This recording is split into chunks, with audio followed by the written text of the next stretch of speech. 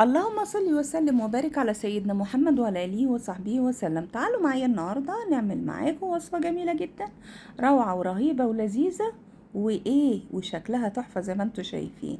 معموله من ايه يا ترى؟ معموله من ايه؟ من البطاطا. شايفين البطاطا؟ حطيتها في مصفى جوه ميه وسلقتها، وبعد ما سلقتها طلعتها. امسكيها بقى، قشريها وهي كده لسه سخنه. قشريها قشريها قشريها، ويلا بقى بينا هنعمل بيها وصفة جميلة جدا ولذيذة. اوعوا تنسوا فوائد البطاطا، حتى لو عاملة دايت كلي بطاطا. يلا بينا. قشرناها وجبنا المكسرات وجبنا جوز الهند. ماشي، ربع كيلو كده جوز هند كامل، وعندي مج حليب، وكمان عندي المكسرات اللي متوفرة عندك. عندي كاجو وعندي لوز. ماشي، هنمسك بقى المكسرات ديت نفرمها، وهنمسك البطاطا وجوز الهند وكله كده على بعضه، ونمسكه نخلطه مع بعض كويس جدا. انا عايزاكم تطحنوه مع بعضه، تخلوه كله كيان واحد. كل الحاجات اللي موجودة عندكم دي اديها شوية باكنج باودر. ماشي، زي ما انتوا شايفين كده. هنمسكها بقى كلها، نمسكها مع بعض نهرسها وارجع لكم. يلا بينا نشوف هنعمل ايه. جبت بقى عندي الصينية وحطيت فيها سمنة بلدي كده، ومسكتها بالفرشة. يلا فرنشيها وورنشيها من كل اتجاه، وظبطيها زي ما انتوا شايفين كده. ظبطي التظابيط. ظبطنا التظابيط. يلا بينا نشوف حاجتنا بقى بعد ما هرسناها مع بعض. وطحنت كمان المكسرات، خليتها كده مجروشه ونزلت عليها، ما تطحنهاش قوي. ويلا بقى امسكيها، قلب قلب كله بقى على بعضه.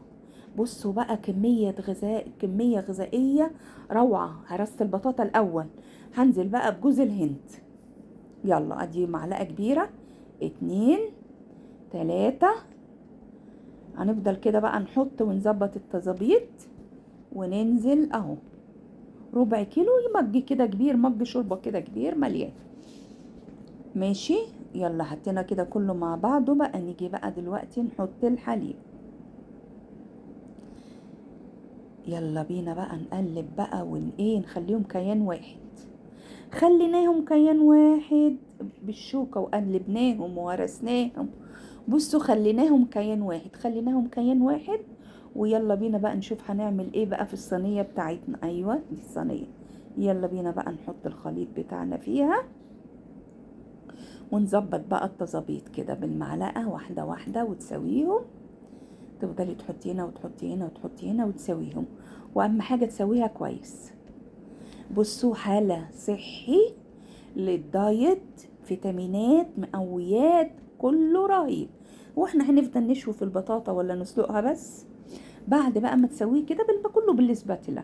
امسكيها بقى، اعملي لها كده خطوط زي البسبوسه زي الكيكه، عشان نحط فيها بقى اللوز. هحط فيها بقى لوز سليم. بصوا، اعملها كده كلها خطوط، واجيب اللوز واحط فيها فصوص اللوز مربعات مربعات كده، قطع صغيره. ماشي، احنا كده بنحددها تبقى سهل معانا كده في التقطيع. ويلا بينا نحط اللوز بتاعنا. ما شاء الله، واحده واحده كده تحطيها كده، تديها تكه بسيطه. ظبطي بقى التظابيط كلها زي ما انا بقول لك كده، هتطلع معاكي طعم وريحه رهيبه. واحنا الناس بقى عشان عاملين دايت ما ناكلش حاجه حلوه؟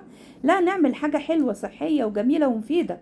فايده البطاطا جميله جدا لجسم الانسان، فيتامينات رهيبه، مضاده للالتهاب، جميله. مفيش دكتور دايت يقولك ما تاكليش بطاطا، لا، يقولك كليها عشان فوائدها العظيمة.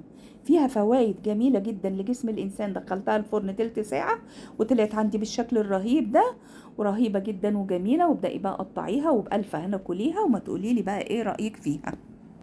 لايك وشير عشان الفيديو ينتشر وتعم الفايدة للجميع وكلنا نستفيد. اعملوا دايت وكلوا، ومعايا ما هو جديد للدايت وللصحة ومفيد. لايك وشير للفيديو عشان الكل يستفيد، واقول لكم نتقابل معاكم في وصفة جديدة. باي باي.